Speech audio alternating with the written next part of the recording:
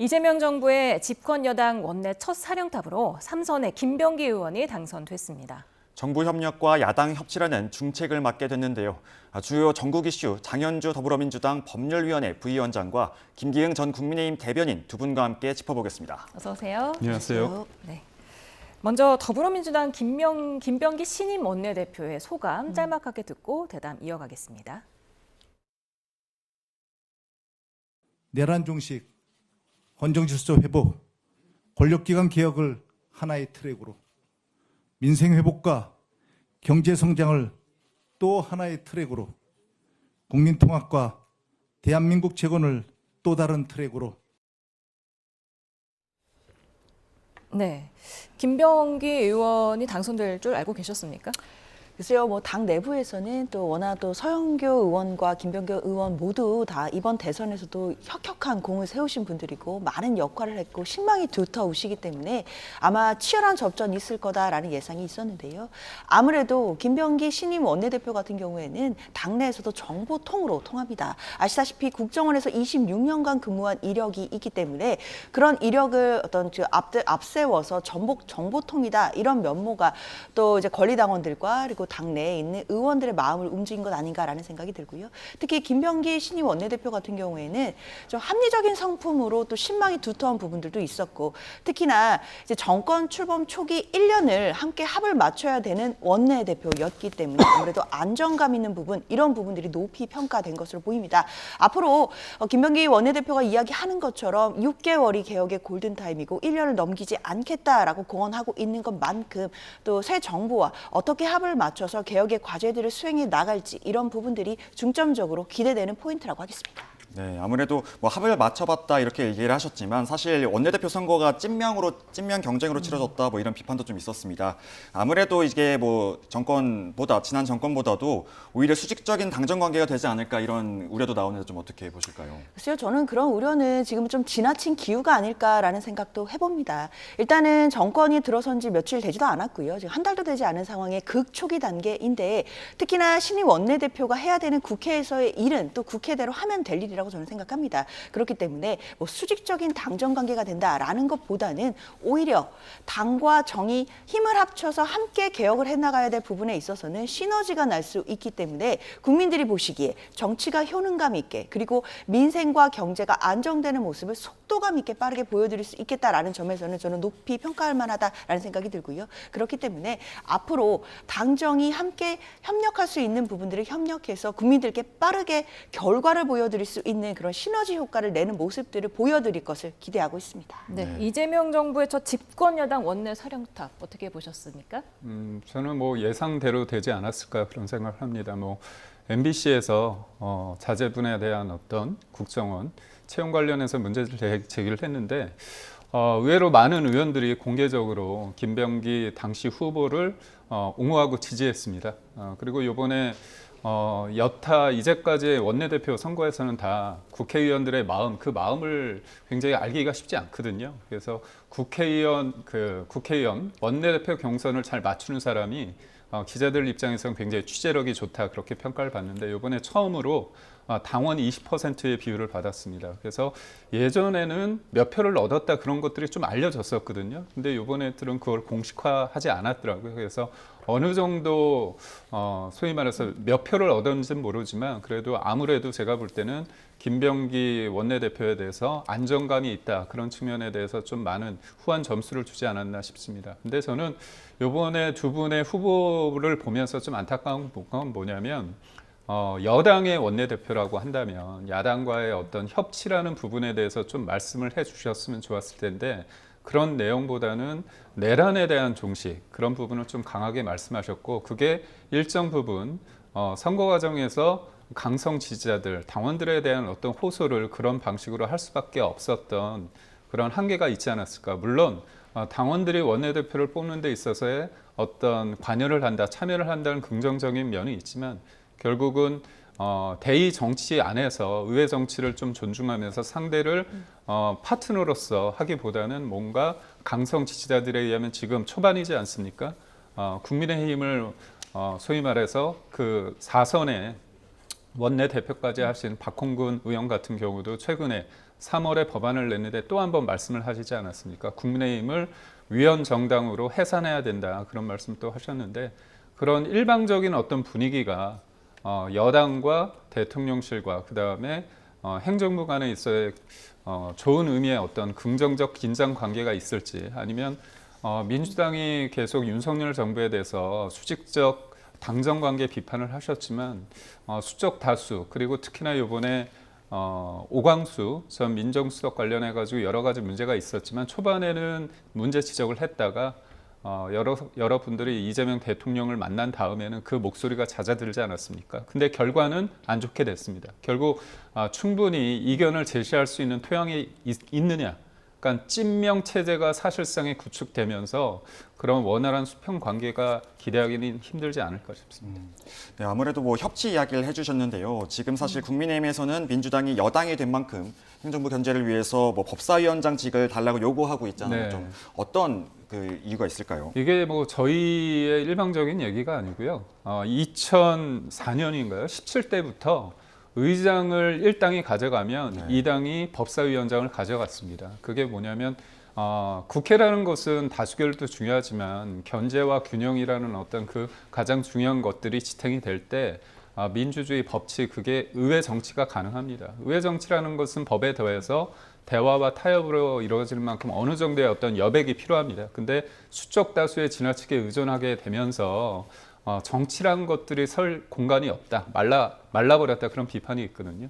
그러니까 법사위원장을 저번에 민주당에서 본인들이 하겠다고 했을 때 주장했던 그 근거가 행정부를 견제하기 위해서 법사위를 한다고 했습니다. 네. 그때 그래서 뭐 저희도 마땅치 않지만 수적 우위에 있어서 저희가 양보를 할 수밖에 없는 상황이었습니다. 그렇다면 민주당의 논리대로 행정부를 견제하기 위해서는 이번에는 저희가 가져가는 게 맞잖아요. 근데 김병기 원내대표나 아니면 서영교 당시 후보가 뭐라고 말씀하시냐면 임기가 있기 때문에 임기를 채워야 된다고 말씀하십니다. 그렇지만 정권 교체라는 권력 구도가 확실히 바뀌었잖아요. 근본적인 어떤 변화가 있는 만큼 임기라는 형식 논리에 매여 있기보다는 제가 볼 때 이제 권력이 많을 때, 그 권한이 많을 때 자제하고 절제했을 때 나중에 후회하지 않게 되거든요. 네.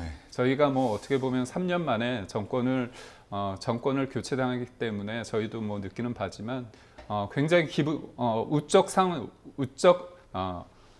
수적 우세에 있을 때 그런 것들은 당연한 논리로서 받아들이지만 또 상대방 입장에 처했을 땐 다른 입장이라는 걸 좀 알아주셨으면 하는 바람이 있습니다. 네, 임기를 채워야 한다고 하지만 지금 정청래 법사위원장은 이제 내려오지 않았습니까? 네. 어떻게 보세요? 글쎄요, 뭐 국민의힘의 뭐 나름의 논거는 있는 것 같기는 한데요. 일단 김병기 원내대표의 입장은 확고한 것 같습니다. 22대 국회 개원할 때 이미 2년으로 협의를 했다라고 한다면 원칙을 깰 만한 어떤 사정 변경이나 또는 이유는 없지 않겠나라는 것이 입장이기 때문에 사실상 뭐 법사위원장 자리가 바뀔 가능성은 저는 없다라고 생각이 드는데요.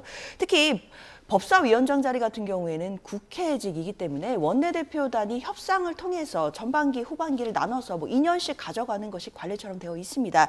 특히나 그렇기 때문에 그 중간에 뭐 대선이나 뭐 정권 교체 상황이 있다라고 하더라도 이론적으로 이게 직접적으로 관련이 있다라고 보기는 저는 어려울 거라고 생각이 들고요.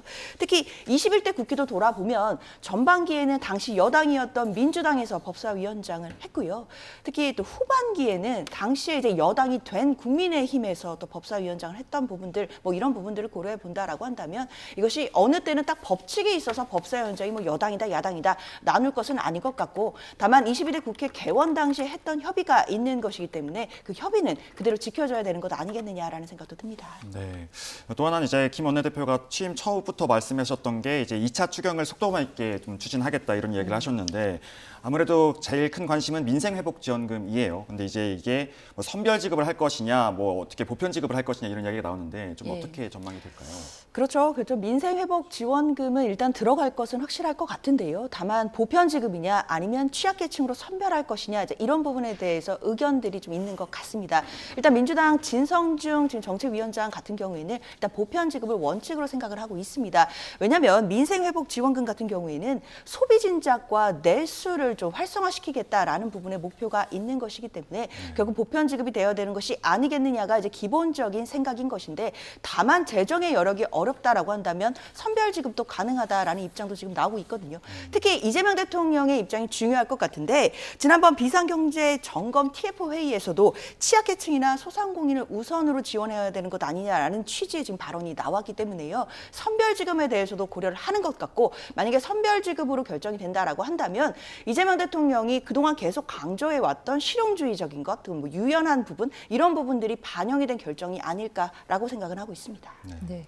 지금 국민의힘에서는 원내대표를 모레 선출하게 되잖아요. 네. 오늘 후보 등록을 받고 있는데 오후 5시면 마감을 합니다. 지금 김성원, 송원석 두 의원이 유력해 보이는데 혹시 뭐 추가로 또 나올 분이 계실까요? 아무래도 지금 상황에서는 두 분이 경쟁을 할 가능성이 큽니다.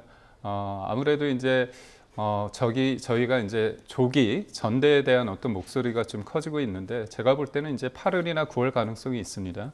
그렇기 때문에 당권에 대해서 생각이 있는 분들 입장에서는 원내대표에 대해서는 좀 아무래도 이 부분에 대해서는 지금 나온 그 송 의원과 그 김 의원 두 분에 대해서 좀 제한적으로 될 것 같고요.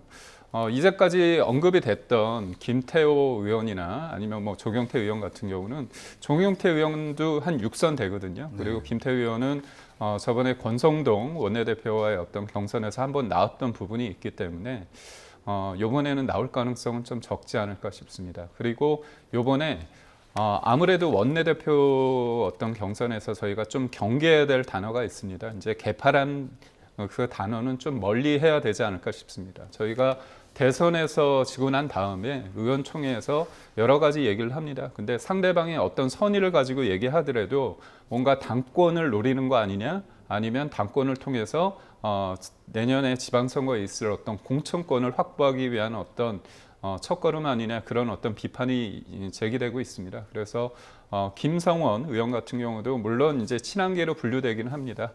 저번 전당대회에서 한동훈 전 대표를 많이 적극적으로 지지했기 때문에 되지만 그나마 그래도 수도권의 3선 의원이고 개파색이 좀 였다는 의원이 어떤 평가가 있고요. 송은석 의원 같은 경우도 지역은 이제 TK입니다. 그렇지만 이제까지 어떤 주류의 어떤 친윤과의 어떤 색깔이 굉장히 짙냐 이 부분에 대해서는 그렇지 않다는 평가가 있습니다. 그래서 저희가 지금 친한이냐 친윤이냐 이런 어떤 개파 간의 어떤 대결을 많은 분들이 경계하고 있기 때문에 제가 볼 때는 어떤 변화 그러면서도 지금의 이재명 정부에 대해서 충분히 할 수 있는 얘기를 하면서 야당으로서의 어떤 견제와 비판을 제대로 할 수 있는 힘 있는 야당, 한 목소리를 내는 야당을 만들기 위한 어떤 선의의 경쟁이 필요하지 않나 싶습니다. 네, 아무래도 뭐 친한 친윤 뭐 이런 말씀을 주셨는데 뭐 실제로 좀 어떻게 두 후보 보고 계실까요? 저도 뭐 김 대변인 말씀에 공감합니다. 이제 와서 뭐 개파 갈등을 하는 모습을 국민들께 계속 보여드리는 것 당연히 국민의힘 입장에서도 뼈아픈 일이 될 수밖에 없다라는 생각은 드는데요. 그러나 현실적으로는 지금 뭐 언론에서도 그렇고 또 많은 분들의 시각이 개파의 대리전처럼 지금 되고 있는 것 아니냐라는 우려는 분명히 나오는 것 같습니다. 지금 원내대표 두 분의 후보는 뭐 상대적으로는 개파색이 였다라고는 할 수 있겠지만 그리고 뭐 친한이나 뭐 구주류계의 어떤 개파를 대리할 수 있는 만한 상황은 지금 되는 것 같다라는 평가들은 나오고 있거든요. 그렇기 때문에 일단 원내대표로 누가 선출되는지에 따라서 지금 국민의힘 내부의 어떤 개파의 어떤 갈등 양상들이 조금 변모할 수 있겠다라는 생각이 들고요. 그 이후에 특히 김용태 비대위원장의 거취라든지 그리고 김용태 비대위원장이 내놓고 있는 개혁안이라든지 이런 부분들을 과연 원내대표가 힘을 실어줄 수 있을지 이런 부분들도 좀 주목해서 봐야 될 지점이라고 보입니다. 네.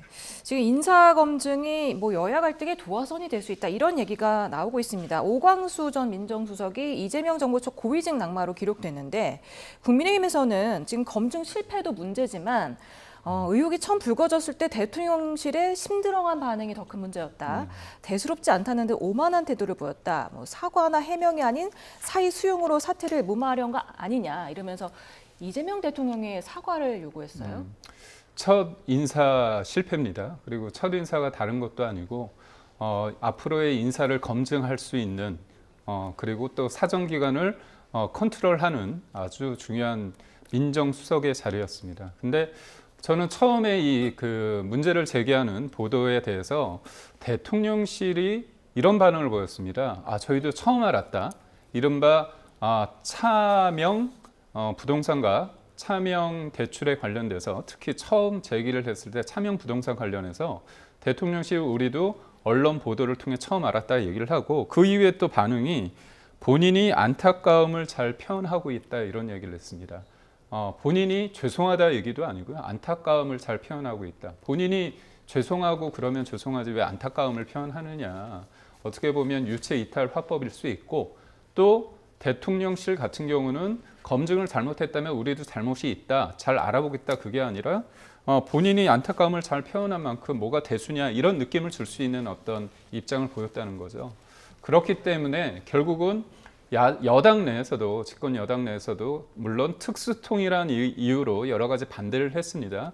그럼에도 불구하고 이재명 대통령이 예전부터 이 오광수 전 수석에 대해서 마음이 있었기 때문에 얼마나 실질적인 어떤 날카로운 검증이 이루어졌는가에 대해서는 의문입니다. 특히나 이번에 검증을 한 쪽이 인사 비서관과 공직 기관 비서관이라고 하는데 그 두 분은 이재명 대통령 사인일 때 그리고 경기도지사와 성남시장이 있을 때 본인의 어떤 변호인이었습니다. 그렇다면 이재명 대통령이 좋아하는 사람, 마음에 드는 사람들을 문제가 있다고 손치더라도 정말 정밀하게 검증을 했을까? 저는 검증을 제대로 못했다고 봅니다. 이런 것들이 사단이 났기 때문에 제가 볼 때는 이 첫 단추부터 잘못 끼워졌다. 그리고 이재명 정부 입장에서는 인수위 과정이 없었기 때문에 현실적인 어려움이 있었다. 저는 뭐 이해하는 부분이 있습니다. 네. 다만 다른 자리도 아니고 민정수석이라는 자리는 굉장히 여러 가지 상징적인 자리이기 때문에 이 부분을 잘 못했다는 것 자체는 충분히 국민들에게 사과를 해야 될 어떤 사안이 아닌가 싶습니다. 뭐 좀 어떻게 보실까요? 뭐 대통령실이 유체이탈 화법을 썼다, 뭐 사과를 해야 된다고 하시는데 어떻게 보실까요? 글쎄요, 좀 안타까운 상황인 거는 분명해 보입니다. 뭐 말씀 주신 것처럼 민정수석이다라는 그 자리의 또 중요성과 또 엄중함 그리고 첫 인사였다라는 점에서는 어찌 보면 국민의 기대를 많이 받는 자리였기 때문에 사실상 결국 낙마하게 된 이 상황이 당연히 대통령실도 안타까울 수밖에 없는 상황일 것 같은데요. 네.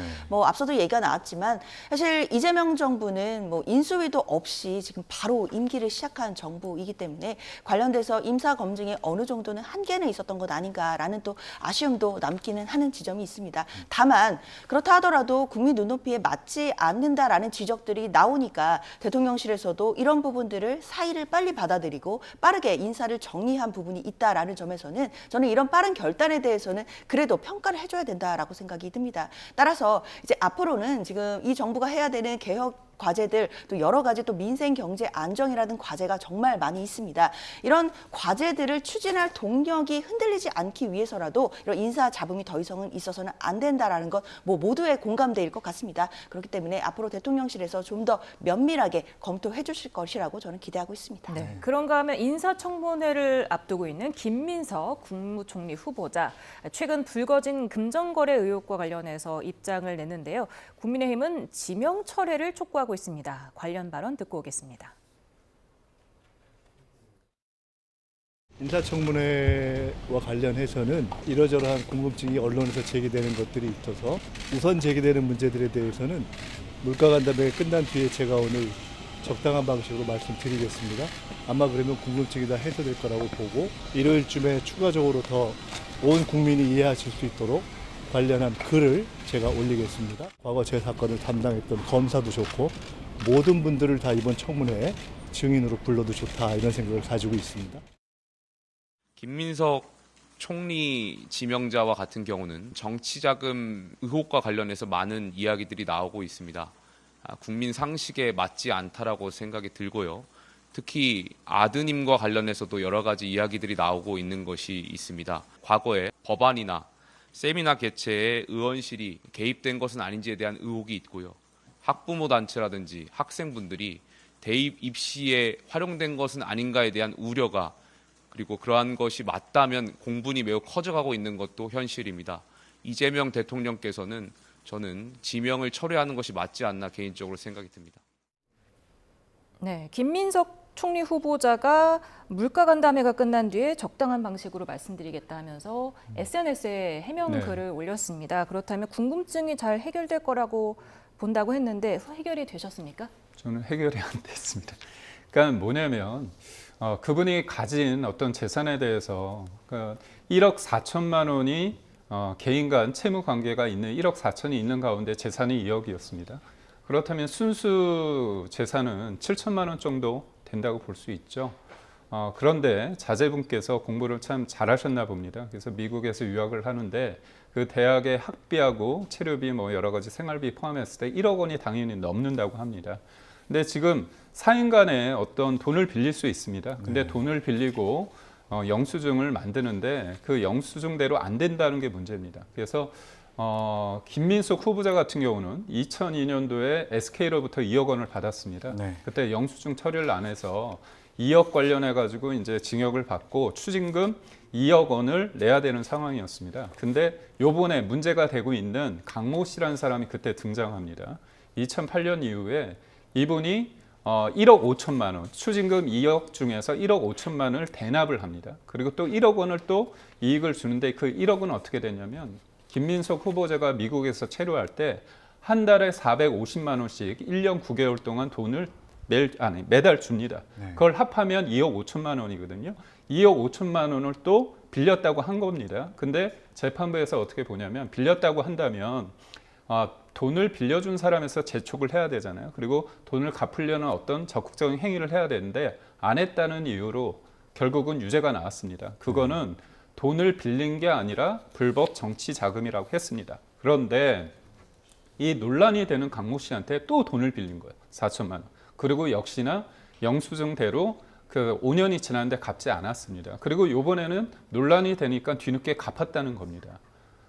지금 국무총리 후보자입니다. 국무총리가 될 가능성이 높아요. 그리고 유력한 국회의원도 했고 그다음에 민주당에서는 굉장히 지명도가 높은 의원입니다. 그럼 돈을 적극적으로 뭐 정치 자금으로 줬는지 아니면 달라고 해서 안 갚았는지는 잘 모르지만 여하튼 갑을 관계가 있을 때 의리된 사람 입장에서 돈을 달라기가 좀 쉽지 않습니다. 그리고 일부 언론에 의하면 돈을 빌려준 사람이 취재가 들어가니까 내가 할 말이 없다 이렇게 피했다는 겁니다. 그래서 명확치 않은 이 돈거래 관련해서 이거는 적극적으로 해명을 더 하셔야 된다고 보고 있고요.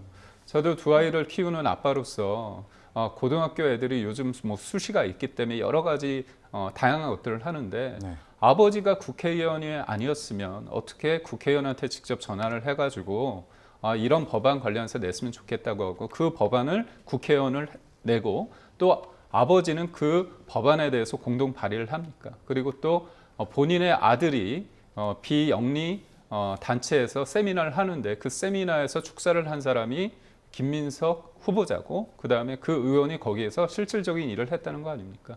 이게 올바른 공정한 상황인지에 대해서 그래서 이런 사람 이렇게 평가를 하는 거죠. 어떻게 보면 국회의원의 자제분을 위해서 국회 입법 과정이 뭔가 하나의 수단으로 전락되는 거 아니냐 그런 비판이 잇따르고 있는 겁니다. 아무래도 뭐 사인 간의 채무 의혹도 그렇고 아빠 찬스 의혹까지 모두 김 후보자는 다 부인을 하고 계세요. 네. 조금 뭐 어떻게 좀 해명이 나오고 있을까요? 글쎄요, 저는 어제 SNS 글로 사실 굵직한 부분에 대해서는 어느 정도 해명이 끝났다라고 저는 생각합니다. 그리고 이제 더 자세하고 세세한 내용들은 아마 인사청문회를 통해서 또 구체적인 자료들이 나올 수 있겠다라는 생각이 저는 드는데요. 네. 일단 김민석 후보자를 향한 의혹의 어떤 두 가지 큰 갈래는 첫 번째는 이 사적 채무가 사실상 불법 정치 자금이 아니겠느냐 하는 의혹이 한 가지가 있었고 또 한 가지는 아들의 동아리 활동이 대학 입시에 쓰인 것 아니냐, 그러니까 입시 비리가 있었던 것 아니냐, 뭐 이런 취지의 의혹으로 읽힙니다. 그러나 어제 SNS 글을 읽어보면 결국 이 사적 채무와 관련해서는 당시에 있었던 뭐 세금이라든지 이런 공적 채무를 갚는 문제 때문에 이제 사인에게 돈을 빌렸던 부분들이 있었고 이것이 이미 대출을 받아서 다 완납을 했다는 그런 해명이 있었습니다. 그렇다면 불법 정치 자금이다라는 이제 논란 자체는 이미 그 끝난 논란이다라는 않을까라는 생각이 들고요. 또 한 가지는 이 아들의 동아리 활동과 관련해선 관련된 부분이 대학 입시에 사용되지 않았다라고 밝혔습니다. 그렇다면 지금 이야기가 나오는 뭐 혹시 입시 비리가 있었던 것이 아닌지, 뭐 아빠 찬스를 통해서 대학 가는데 좀 더 편리하게 갔던 것은 아닌지와 관련된 부분이 굵직한 부분에서 다 해결이 되었다라고 보이기 때문에 나머지 뭐 구체적인 부분들이라든지 뭐 추가적으로 나온 의혹들에 대해서는 저는 청문회 과정에서 김민석 후보자가 얼마든지 국민 앞에 명쾌하게 해명할 수 있겠다라고 기대하고 있습니다. 네, 뭐 일요일쯤에 그러니까 내일 추가적으로 더 온 국민이 이해할 수 있도록 관련한 글을 올린다고 하니까요. 이런 의혹들을 조금 더 자세하게 해명을 했으면 좋겠고요.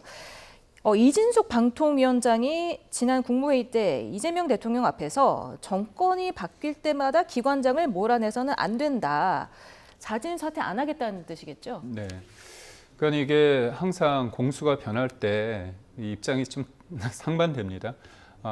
여의도에 그런 얘기가 있습니다. 화장실 들어갈 때 나올 때 입장이 다르다고 하는데 저도 뭐 기자 생활을 했을 때도 여당도 취재해보고 야당도 취재하지만 제일 중요한 거는 국민을 중심에 두고서 일관성 있는 정책을 펴는 게 제일 중요합니다. 또한 정권이 바뀌었다고 했을 때 어느 정도 선까지 공공기관이나 여러 가지 부처에 있는 사람들의 임기가 보장이 돼야 될지는 한번 차분하게 따져볼 필요가 있습니다. 근데 이게 제3자가 봤을 때, 국민이 봤을 때 정치적인 탄압으로 비춰지지 않기 위해서는 이른바 힘이 있는 쪽에서, 여당 쪽에서 새로운 어떤 이정표를 만드는 게 중요합니다. 내가 요번에 보아하니까 국정 철학을 같이 하는 사람끼리 하는 게 좋겠다. 네. 그렇기 때문에 요번부터 시작하겠다 그러면 상대 진영에 있는 사람들은 그럼 우리를 탄압하는 거 아니냐, 내쫓으려는 거 아니냐 그렇게 얘기를 하겠죠. 그렇다면 만약에 지금 이재명 정부에서 이렇게 국정 철학과 여러 공공기관에 있는 사람들, 부처에 있는 사람들의 사람들이 임기를 같이 하는 게 좋다고 맞다면 지금 야당과 어떤 협치를 통해서 관련된 어떤 그게 법안으로 만드는 게 좋은 건지는 저는 잘 모르겠습니다. 그렇지만 그런 어떤 생각을 공유한 다음에 제도적인 어떤 장치를 통해서 하면 좋습니다. 근데 지금 내가 집권했기 때문에 이번에는 국정 철학과 맞지 않는 사람들은 다 나가야 된다고 한다면 그분들은 절차적 하자를 문제 삼을 수 있고요. 그 이후에 법적 소송이 계속 이어질 수 있습니다. 그래서 네. 참 어려운 문제입니다. 본인이 권한이 있을 때 그 권한에 대해서 자제하고 절제하면서 상대를 인정하면서 뭔가 예측 가능한 어떤 시스템을 만든다는 게 어렵지만 만약에 이재명 정부에서 한다면 나중에 여야가 진영이 바뀌더라도 큰 성과라고 평가받을 수 있을 것이라고 봅니다. 네, 사실 지난 정부에도 비슷한 케이스가 있었죠. 저희 전현희 권익위원장이 당시에 윤석열 정부에서 조금 탄압을 받고 있다 이런 이야기를 하셨었는데 이번에는 완전 반대의 입장을 내셨어요. 좀 어떤 상황일까요? 글쎄요, 저는 전현희 의원의 상황과 지금 뭐 이진숙 방통위원장의 상황이 뭐 전면적으로 같은 동일한 상황이다라고 보지는 않습니다. 뭐 전현희 의원이 이야기하는 것처럼 지금 국적 철학을 같이 하는 사람들과 일해야 된다라는 이야기를 했다라고 해서 입장이 달라진 것 아니냐라는 이야기가 나오는데 그때와 좀 상황이 다른 부분들이 있는 것이 전현희 의원도 밝히고 있지만 당시의 권익위원장으로서 자신도 자진 사퇴를 해야 되나를 검토를 하긴 했었다고 합니다. 그러나 다만 그 이후에 윤석열 정부에서 본인에 대해서 표적 감사를 하고 탄압을 하고 결국에는 불법으로 쫓아내려고 하는 시도가 있었기 때문에 권익위라는 기관의 독립성을 생각하더라도 본인이 버텨야겠다라는 마음을 먹었다라는 취지로 이야기를 하고 있거든요. 그렇다면 그때와 지금 뭐 이진숙 방통위원장의 사례와는 어떤 상황이 완전히 동일하다 이렇게 보기는 어려울 것 같고 이런 부분에 대해서는 앞서 이제 김 대변인 말씀 준 것처럼 이 여야를 떠나서 이런 진영의 문제는 아니니까요. 뭐 제도적으로 뭐 입법이 필요하다면 입법을 통해서라도 이제는 이런 부분과 관련해서는 좀 제도적인 정비가 좀 필요하지 않겠나라는 또 필요성에 대해서 생각하게 됩니다. 네, 그런가 하면 3대 특검을 이끌 사령탑이 모두 정해졌습니다. 이번 특검에서 특히 주목해야 할 인물이 있다면 누가 될까요? 아무래도 이제 그 특검이란 것들이 되게 예외적으로 돼야 되고 특검이 미국에서 건너온 제도인데 특검에서 영어식으로 얘기를 한다면 independent prosecutor라고 얘기를 합니다. 그러니까 독립적인 독립검사라는 뜻인데 과연 이번에 특검에 있어서 얼마나 중립적이고 독립적인가의 부분에 대해서 좀 아쉬움이 짙게 남아 있습니다. 그게 내란 특검 같은 경우는 조은석 전 감사원 권한대행인데 윤석열 정부 때 취재 감사원장과 그때 감사위원으로서 조은석 권한대행이 굉장히 갈등이 컸습니다. 특히나 뭐 앞서 언급된 전현희 권익위원장 관련해서 감사 내용을 보고 공개를 해야 되느냐 마느냐를 가지고 뭐 내 허락을 감사위원으로서 그 한 부분에 대해서 내가 실질적으로 했기 때문에 내가 직인을 안 했기 때문에 이건 공개하는 건 문제다 얘기를 했고, 최재혁 감사원장 같은 경우는 아니다, 정당한 감사를 방해하고 있다 해서 논란이 있었습니다. 그러니까 결국은 저희가 이제 바람직한, 아주 성과도 좋고 바람직한 어떤 특검으로서 허위범 특검을 얘기를 합니다. 근데 허위범 특검은 당시 김경수 전 지사의 어떤 드루킹 관련해서 수사를 할 때 이분이 김경수 전 지사와 어떤 연이 있다, 특히나 악연이 있다, 그런 어떤 구설수에 오르지 않았습니다.